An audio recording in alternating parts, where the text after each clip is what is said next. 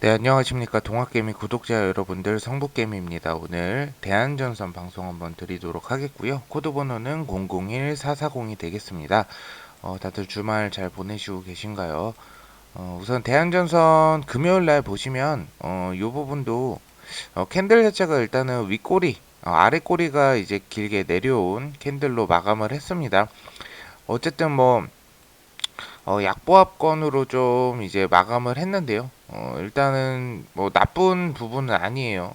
나쁜 부분은 아닌데 1,500원 선, 이 선만 좀 돌파를 이제 해줘야 될 때가 됐다라고 저는 생각을 하고 있습니다. 종목별 매매 동향 한번 살펴보시면 이제 금요일 같은 경우도 이제 외국인하고 기관기에서 좀 매도를 했고요.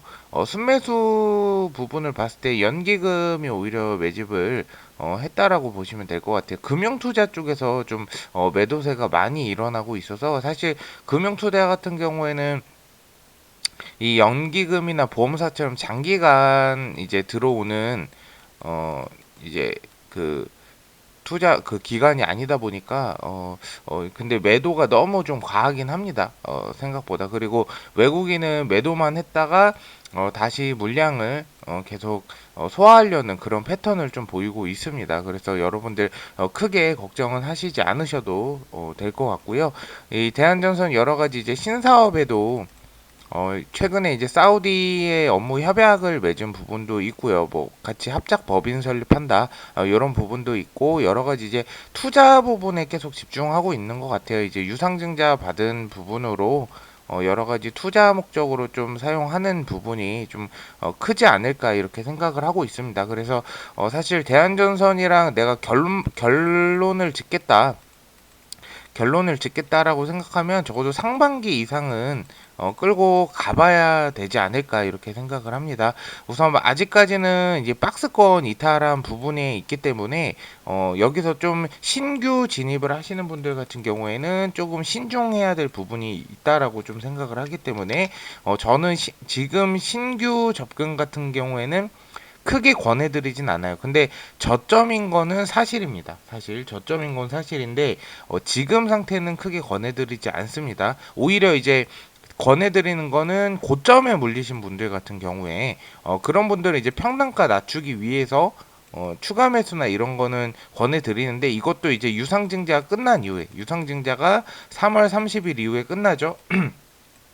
그럼 이 끝난 이후에 주가의 방향성을 보고 그 다음에 저점이라면은 추가 매집이 가능한데 지금 상태는 유상증자가 1260원으로 참여했기 때문에 아무리 추가 매수를 해도 이 유상증자를 따라올 수가 없죠. 금액대가. 그러니까 유상증자 끝나고 난 후에 그 다음에 접근을 하시면 좋을 것 같습니다. 대한전선 댓글도 한번 같이 보도록 하겠습니다. 우리두리님 감사드립니다. 해바라기님도 항상 댓글 달아주셔서 감사드리고요. 감사드립니다. 라운디아님, 그쵸. 근데 대한전선 급등락은 3월 30일 전까지는 항상 심할 것이다. 이렇게 보시면 될 것 같습니다. 만사님도 항상 감사드립니다. 행복윤희님 감사드리고요. 딸기랑 복숭아님도 감사드립니다. 그쵸, 맞습니다. 요런 방법도 괜찮아요. 한 주 사서 내가 정말 좋은 종목을 찝었는데 아니면은 뭐 어디서 이거 들어가라고 추천이 나왔는데 한번 테스트 해볼 겸 한 주 사서 기다려보는 것도 나쁘지 않아요. 왜냐면은 종목이 우리가 뭐 2,400 종목 정도가 되는데 어차피 이 종목 하나 놓친다고 해서 여러분들 뭐 달라질 건 없어요. 근데 뭐 아깝긴 하다라고 생각을 해도 놓쳐도 상관없어요. 왜냐면 대비를 하는 거니까. 그래서 한 주 정도 사서 테스트 해보는 거는 나쁘지 않다. 이렇게 보여집니다. 하늘 가득 사과님, 감사합니다. 유상증자 상장일 패턴은 대체로 어떻게 되는지요? 보통 이제 그 유상증자가 시행되기 전에 보통은 이제 받기 전에죠. 3월 30일 이전에 세력들이 원래 보통은 다른 종목 같은 경우에는 한 번씩 올리긴 해요. 근데 이게 폭이 크진 않아요. 크진 않다. 왜 크지 않을까? 아직 3월 30일 날 받고 나서 이 이후에 어떻게 될지가 심리 자체가 이 유상증자에 대한 어떠한 불확실성 부분이 해소가 안 된 거죠.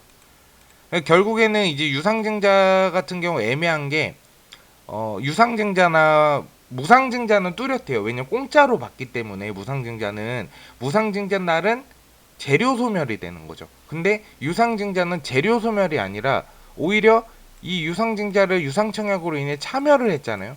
그럼 이 이후에는 사실 1260원까지 도달을 하고 나서 두 가지로 나뉘어요.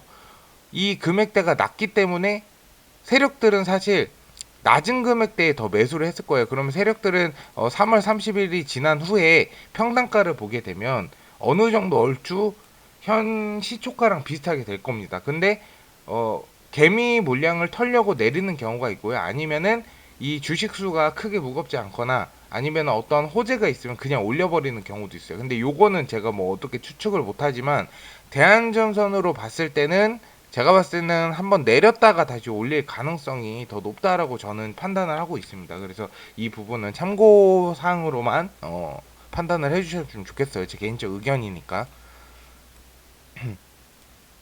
모사드님 감사드리고요. HGG님 지금 신규 하기는 좀 애매하고요. 제가 봤을 때는 좀 보유하시다가 아니면은 내가 너무 불안하니까 뭐 한 100만 원만 먼저 들어가 보고 나는 여기 원래 계획이 1000만 원 들어갈 거야. 그러면 100만 원만 우선 들어가 보고 일단 유상증자가 끝난 후에 3월 말이면은 뭐 얼마 안 남았죠. 그래서 3월 30일 이후에 어떻게 흐름이 되는지 더 떨어지면 떨어질 때 매수하면 되니까 그 부분은 좀 참고를 해주셔가지고 매수하시면 좋을 것 같습니다. 우리 어떡하죠? 호반그룹이랑 대한전선이랑 물론 호반이 인수는 했지만 전혀 다른 회사입니다. 전혀 관련성이 없어요. 뭐 호반그룹 회장이 고소될 상황이라고 하지만 대한전선에 미치는 영향이 그렇게 크진 않아요. 그러니까 크게 걱정할 필요는 없습니다. 오히려 근데 시장은 이런 식으로 보는 경우가 있어요. 뭐 호반그룹 회장이 예를 들어서 뭐 이제 그런 부분이죠. 이제 회장이 그 뭐 그 사촌이 제 잘은 모르는데 육촌 아무튼 딸하고 뭐 이렇게 사위 뭐 이런 어쨌든 어떠한 가족 관계가 되는 그 그분한테 이 업체한테 물건을 이제 납품을 해주는 경우 아니면 납품을 받는 경우 요게 뭐 사실상 이제 불법에 좀 가깝다라고 저는 알고 있어요. 근데 요거를 뭐 자료를 올리지도 않았다 뭐 요런 부분이 있어서 잘은 모르겠지만 아무튼 살짝 본 것 같아요. 근데 요 부분으로 인해서 어쨌든 뭐 고소될 상황이라고 한다고 한들 이 대한전선에 크게 미치진 않아요. 오히려 근데 시장은 이렇게 되고 만약에 이게 끝나잖아요. 그럼 주가가 떨어질 수도 있지만 이거 같은 경우에는 그 불확실성이 그렇게 길지가 않아요. 길지가 않기 때문에 금방 해소되면 바로 다시 상승할 수 있을 가능성도 높죠. 근데 그 호반이 주식시장에 상장하진 않았기 때문에 딱히 뭐 크게 상관은 없을 거라고 생각합니다. 어쨌든 대한전선 항상 댓글 달아주셔서 감사드리고요. 제가 항상 판단할 때는 일단 1,500원 선은 돌파를 해줘야 되고 이제 해줄 때가 분명히 되었다라고 생각을 하기 때문에 이런 부분들 참고해 주시면 될 것 같고요. 분봉상 봤을 때 거래량이 크게 없지만 그래도 제가 봤을 때는 이제 올려주는 부분에 있어서 항상 이제 올리고 정배열로 가는 패턴이 굉장히 좀 좋은 부분이다라고 저는 생각합니다. 이 5분봉으로도 한번 볼게요. 5분봉으로도 보면은 어느 정도 패턴을 계속 유지하고 있어요. 패턴을 유지하고 있는데 이 부분이 아쉽게도 1,500원 밑이라는 거, 지지선 밑이라는 거죠. 그리고 올려줄 때는 한 번에 이렇게 거래량의 수급이 터지면서 크게 올라가는 부분이 있기 때문에 대한전선 안에 그 매매 동향을 보시면 웨이나우 기관계가 많이 빠져나간다고 하지만 새로운 웨이나우 기관계들이 계속 들어오면서 계속 세력들이 분명히 크게 존재하고 있다라고 보시면 될 것 같습니다. 어쨌든 대한전선 앞으로도 지속적으로 계속 방송 드릴 건데요. 여러분들 이제 유상청약 끝나고 3월 30일 날 이후부터 어떻게 될지를 보시면 돼요. 이제는 그 부분만 보시면 될 것 같고요. 궁금하신 거 댓글 꼭 남겨주시고 오늘 방송 들어주셔서 감사드리고요. 주말 닷을 푹 쉬시고 월요일 날 다시 좀 찾아뵙도록 하겠습니다. 감사합니다.